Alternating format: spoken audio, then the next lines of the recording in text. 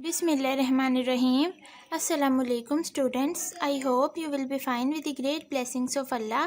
तो इस वीडियो में हम समझेंगे set of integers modulo n। पहले तो इसके यूनिट्स फाइंड आउट करेंगे, जैसा कि हमने लास्ट वीडियो में जो है रैशनल नंबर्स और सेट ऑफ इंटीजर्स के यूनिट फाइंड आउट किए। इसके सॉल्यूशन में हम जानते हैं कि Zn इसको बोलते हैं set of integers modulo n is also a ring. ये भी रिंग होती है। और ये जो Zn होता है ना, इसको डिफाइन इस तरह किया जाता है, जहाँ तक ये n होता है यहाँ जो भी आपके पास n गिवन हुआ करेगा उससे एक कम तक आपने अपने सेट को ओपन करना है। ठीक है, तो अब देखें फॉर सेट ऑफ इंटीजर्स हमने क्या फाइंड आउट करना है। ये जो रिंग है इसका क्या फाइंड आउट करना है, यूनिट्स फाइंड आउट करनी है। अब अगर मैंने इसके यूनिट फाइंड आउट करने हैं तो उसके लिए मुझे इस n को कुछ ना कुछ लेना पड़ेगा, 2, 3, 4 कुछ भी। तो फिर मैं इस n को क्या ले रही हूँ, यहाँ n इज़ इक्वल टू 4 ले रही हूँ। तो n इज़ इक्वल टू 4 ले लिया, तो फिर मेरे पास ये रिंग क्या बनी, Z4 पॉजिटिव 4 और ये डॉट 4 मल्टीप्लिकेशन के रिस्पेक्ट में मोडुलो 4। मैंने क्या लिया है, Z4 लिया है। तो इस हिसाब से मेरे पास जो सेट बनेगा वो क्या बनेगा, 0, 1, 2 एंड 3। बस एक कम तक ही हमने ओपन करना है ना सेट को। तो Z4 मेरे पास ये सेट ऑफ इंटीजर्स हुआ। अब हम चेक कर लेते हैं बारी बारी। सबसे पहले क्या करते हैं, फॉर 0 बिलोंग्स टू Z4। अगर 0 बिलोंग करे ना सेट ऑफ इंटीजर से, तो अब हमने इसको चेक करना है कि क्या 0 इस रिंग का यूनिट है। तो उसके लिए देखें 0 के साथ कोई भी एक एलिमेंट ऐसा एग्जिस्ट करना चाहिए इस सेट में जिसको मैं इसके साथ मल्टीप्लाई करूं तो आंसर क्या आना चाहिए, 1 आना चाहिए। तो तब हम कहेंगे कि ये उसका यूनिट है। तो देखें अब 0 के साथ 1 मल्टीप्लाई करें, 2, 3 कुछ भी करें, जिसको मैं b का यहाँ b लिख रही हूँ। तो जब आप मल्टीप्लाई करेंगे ना, या b को आप मल्टीप्लाई करेंगे इंटू 0 के साथ, तो आपके पास 1 कभी नहीं आएगा, 0 ही आएगा। तो फिर यहाँ से हमें क्या पता चला कि जो 0 है वो डज नॉट बिलोंग्स टू, के जो 0 है वो यूनिट नहीं है Z4 का। 1 अगर 1 हम लें जो कि बिलोंग कर रहा है Z4 से, तो इस केस में देखें 1 सेल्फ इन्वर्स होता है। 1 को 1 से मल्टीप्लाई करवाएंगे ना आप, तो आपके पास 1 आएगा। तो यहाँ से इम्प्लाई कर रहा है कि जो 1 है वो तो बिलोंग कर रहा है सेट ऑफ इंटीजर से, U ऑफ Z4 से। इसी तरह अब हम 2 को चेक कर लेते हैं, फॉर 2 बिलोंग्स टू Z4। इसमें देखें 2 के साथ आप कुछ भी मल्टीप्लाई करवाएं। हमारे सेट में कौन कौन से एलिमेंट हैं, 1, 2, 3, 0, 1, 2। अगर मैं 0 को मल्टीप्लाई करवाती हूँ तो क्या आएगा, 0, 1 को मल्टीप्लाई करवाऊँगी तो 2 आएगा, 2 को मल्टीप्लाई करवाऊँगी तो मेरे पास 4 आएगा, 4 को मोडुलो जो फाइंड आउट करेंगे तो हमारे पास 0 आएगा। उसके बाद अगर मैं 3 से इसको मल्टीप्लाई करवाती हूँ तो 6 आएगा। इसका मोडुलो फाइंड आउट करेंगे, डिवाइड करेंगे 4 के साथ डिवाइड करेंगे तो हमारे पास कितना आएगा, रिमाइंडर 2 आएगा। ठीक है, अगर आप इसको किसी भी कोई एलिमेंट यहाँ b के साथ मल्टीप्लाई करवाएं तो आपके पास 1 तो आ ही नहीं रहा, नॉट इक्वल टू 1 आ रहा है, कुछ और आ रहा है, 0, 2, 1 हमें मिल रहा है। तो ये जो multiplication with respect to multiplication modulo 4 के है ये, तो इसका भी आपने ख्याल रखना है। तो यहाँ से हमें पता चला कि जो 2 है वो डज नॉट बिलोंग्स टू किससे, सेट ऑफ यूनिट से। इधर ये जो b है यहाँ आप लिख दें, there exist b belongs to Z4 such that कि 2 को अगर इसे मल्टीप्लाई करवाएं तो 1 कभी भी नहीं आता। और ये मैं आपको बता दूं कि मोडुलो किस तरह फाइंड आउट करते हैं। जो आपके पास जिसके साथ मल्टीप्लाई करवाते हैं ना, मल्टीप्लाई करवा के जो आता है उसका जो हमारे पास ये n होता है ना गिवन, जिस तरह मैंने अभी यहाँ n4 लिया है तो उससे डिवाइड करवा देते हैं। तो जो आता है फिर उसमें देखते हैं कि 1 आ रहा है तो वो उसका यूनिट है, नहीं आ रहा तो यूनिट नहीं है। अब उसके बाद क्या रह गया, 3 रह गया। तो फॉर 3 के लिए चेक कर लें, फॉर 3 जो है बिलोंग कर रहा है Z4 से। तो यहाँ देखें 3 को अब हम मेरे पास जो सेट है, सेट ऑफ इंटीजर्स मैंने लिया है वो मैं यहाँ लिख रही हूँ 1, 2, 3। अब 3 को मैं 0 से मल्टीप्लाई करूँगी क्या आएगा, 0, 1 से मल्टीप्लाई करूँगी 3, 2 से मल्टीप्लाई करूँगी तो 6 आएगा, मेरे पास क्या आएगा, 2 आएगा रिमाइंडर। उसके बाद 3 को 3 से मल्टीप्लाई करूँगी 9, 9 डिवाइड 4 तो मेरे पास रिमाइंडर क्या आएगा, 1 आएगा। तो आ रहा है ना 1, मेरे पास रिमाइंडर मिल रहा है, यूनिटी मिल रही है। तो यहाँ से फिर हमें पता चला 3 को 3 के साथ मल्टीप्लाई करवाएं अंडर मल्टीप्लिकेशन मोडुलो 4। तो यहाँ से ये इम्प्लाई कर रहा है कि जो 3 है वो बिलोंग कर रहा है किससे, सेट ऑफ इंटीजर्स से। यूनिट की डेफिनेशन हमने क्या पढ़ी कि अगर हम ए बी को मल्टीप्लाई करवाएं या बी ए को, तो वो आंसर हमें क्या मिलना चाहिए, 1 मिलना चाहिए। हमने लास्ट वीडियो में करी। तो यहाँ से अब हमने, अगर हम कहें कि कौन कौन से यूनिट हैं, यूनिट्स का सेट लिखें, तो फिर वो हम कैसे लिखेंगे। u ऑफ Z4, इसके सेट में मेरे पास 2 आ रहे हैं, एक कौन सा आ रहा है 1 और एक 3। यहाँ देखें, एक 1 आ रहा है Z4 का यूनिट, ठीक है, और एक हमारे पास 3 मिल रहा है जो कि Z4 का यूनिट है। तो फिर इसको मैं यहाँ सेट में लिख दूँगी, 1,3 जो हैं वो इसके यूनिट्स हैं। तो यहाँ बात होती है, अगर कोई आपसे डायरेक्ट पूछे कि बताएं जी कि सिंपल वे में अगर हम इसके यूनिट्स फाइंड आउट करना चाहें तो कैसे करेंगे।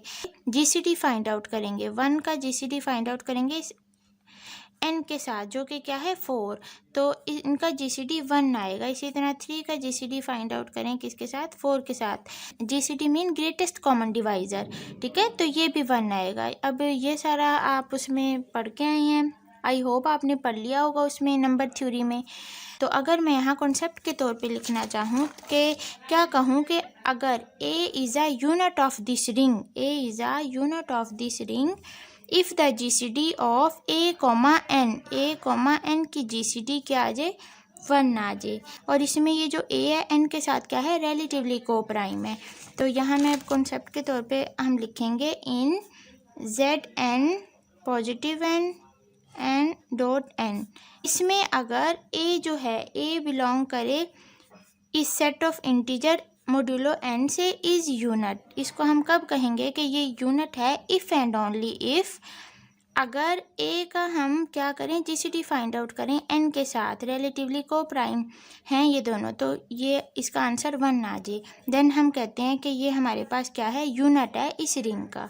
ओके, तो ये कॉन्सेप्ट है।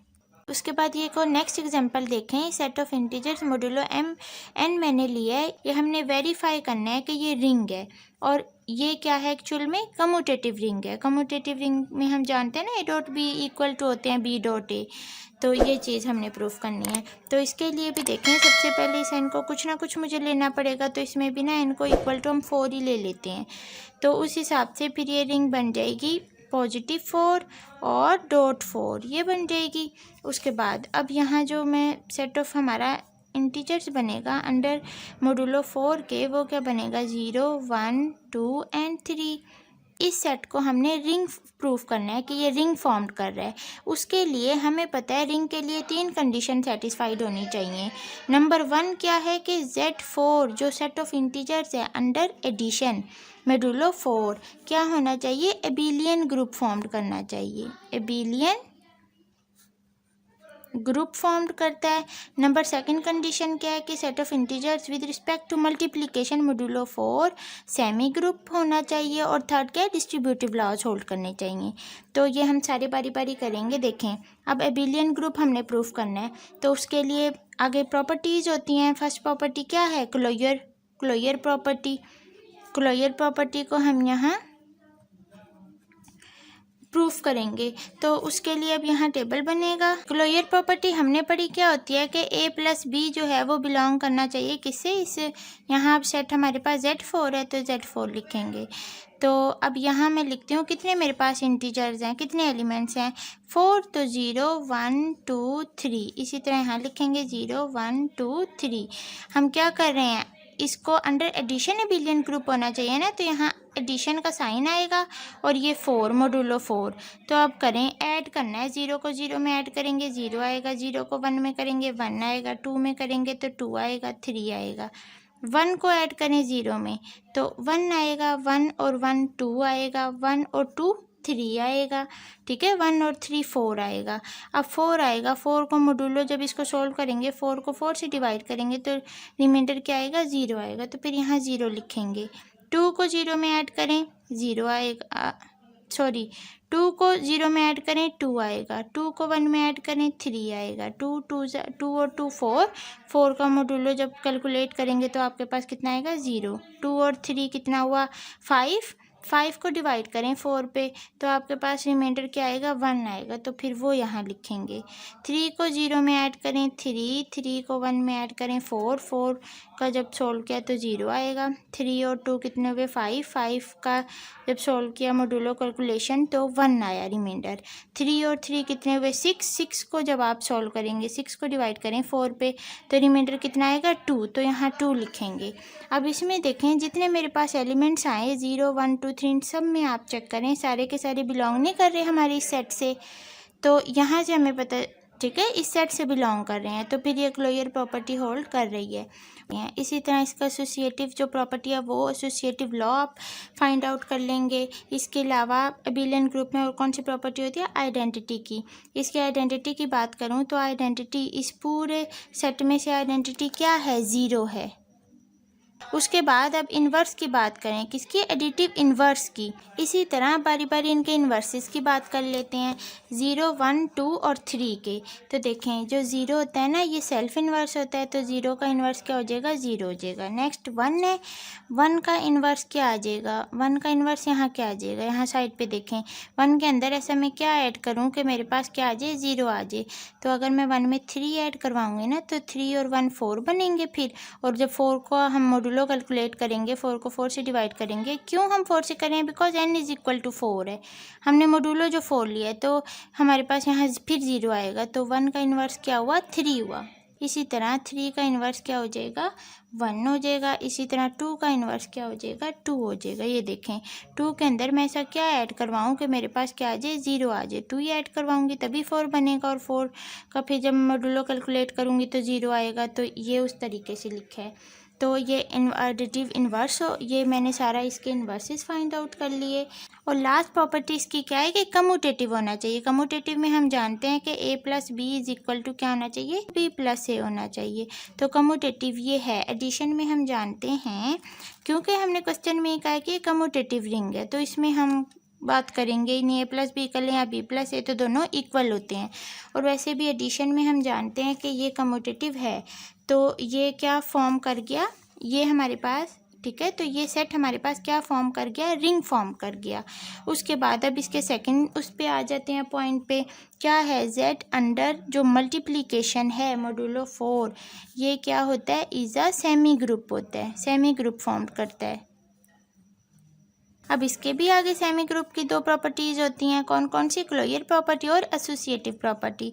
तो पहले हम क्लोजर प्रॉपर्टी उसी तरह से टेबल बना के जो है वो करते हैं अपनी फाइंड आउट अंडर मल्टीप्लिकेशन यहाँ जी। तो मैंने उसी तरह से टेबल बनाया, इधर आप लिखें 0 1 2 3 0 1 2 3। क्लोजर प्रॉपर्टी में हम क्या करें अंडर मल्टीप्लिकेशन तो मल्टीप्लिकेशन और ये मॉड्यूलो 4। अब हमने इनको मल्टीप्लाई करना है, 0 को 0 से मल्टीप्लाई करें 0 आएगा, 0 को 1 से करेंगे तो 0 आएगा, ठीक है सब के साथ। 1 को 0 से मल्टीप्लाई करेंगे तो 0, 1 को 1 के साथ करेंगे तो 1, 1 को 2 के साथ 2 आएगा, 1 को 3 के साथ करेंगे तो 3 आएगा, 2 को 0 से करेंगे 0, 2 को 1 से करेंगे 2, 2 2 जा 4, 4 को जब मॉड्यूलो कैलकुलेट करेंगे 4 डिवाइड 4 तो 0, ठीक है।